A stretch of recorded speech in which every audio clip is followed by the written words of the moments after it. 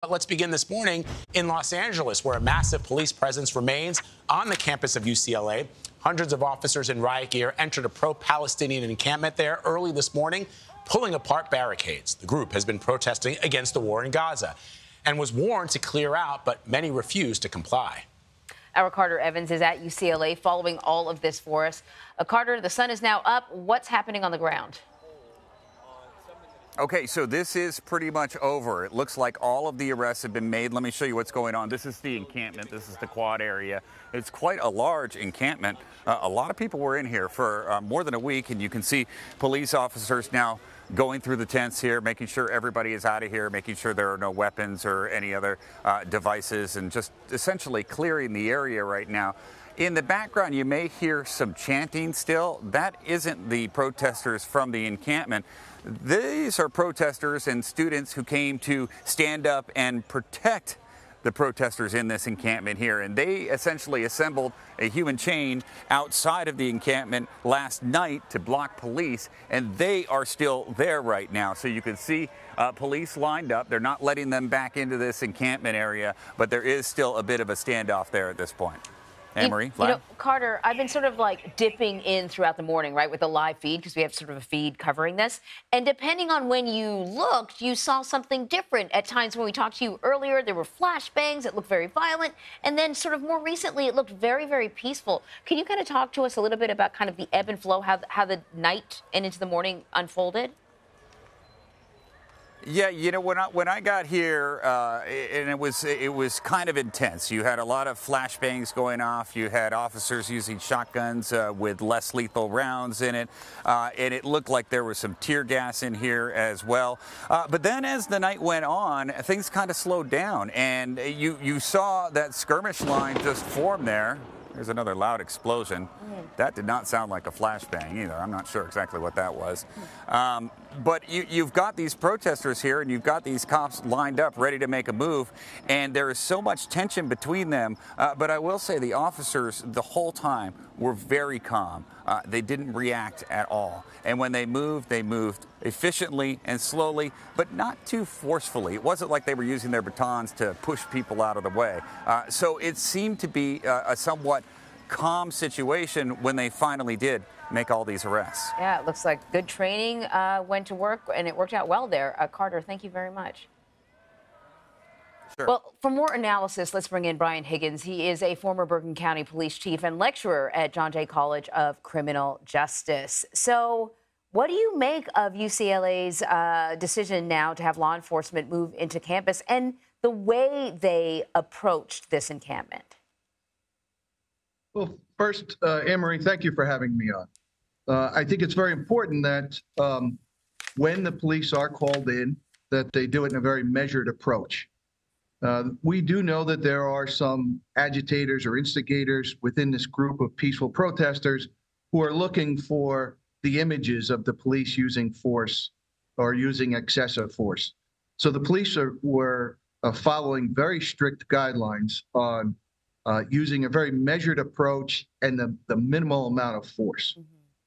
You know, you brought up something that New York City Mayor Eric Adams said yesterday about outside agitators at Columbia University. I thought it was interesting. Some of the reporters who were covering what's happening at UCLA said sort of early on they were able to talk to students and they would talk about why they were participating in the encampment. And then students stopped talking. And it seemed as if there was a clear attempt to make sure that they had a single voice and only a handful of people spoke to the media, and the message wasn't getting altered in any way, that it was very clear. Do you think that maybe at UCLA we might have seen maybe some other elements on campus, you know, sort of influencing what unfolded there?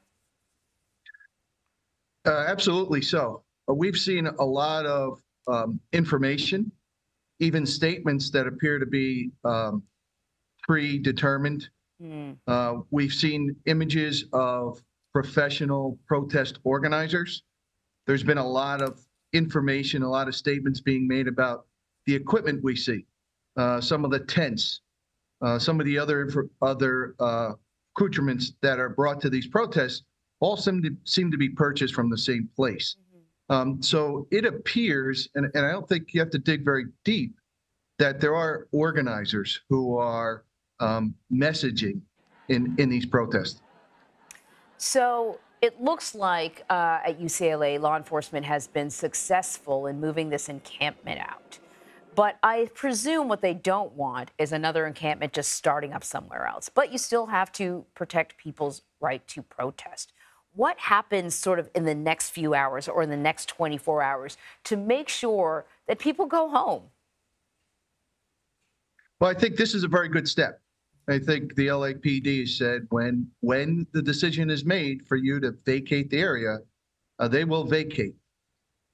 So I think that's a very important part. Mm-hmm. I also believe that these colleges should do what they should have done all along, is had very strict guidelines on protests. You know, there are two sides to these protests. There are those who want to bring attention to their points. Mm-hmm. And honestly, protests on campuses of colleges, particularly in California, are almost as American as apple pie and baseball. Mm-hmm. So it's something we've seen for decades. But the other side is the students who not even involved in this, just the students that are at UCLA or Columbia who want to go to school, who are paying money to go learn, who are prohibited from doing so because of these protests. Yeah, it's very true. You know, we've seen encampments and similar protests really across the country. We've really been focused on New York and LA, but there have been arrests clear across the country. I can't remember the exact number now, but you know, it may be kind of close. It may be in the thousands, certainly hundreds of arrests. What can we expect for the rest of the country? Do you think we'll see intervention like this on a national scale? I think so. I think organizations, colleges realize that there is this two sides, that at the end of the day, we have to educate students and we have to create an environment.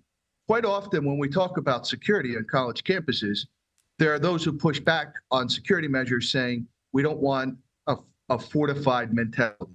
We want an open environment where students can learn. This is not an environment for students to learn. My son is in high school at this point. We're approaching that stage where we're going to start looking at colleges. The cost of applying to colleges is great, so you have to decide what colleges you apply to. We now have a list of colleges we're not going to apply to anymore because I don't want my son to go to campus where he has to fear going to class. Wow, you got to wonder if other parents are having that conversation as well. Brian Higgins, thank you very much.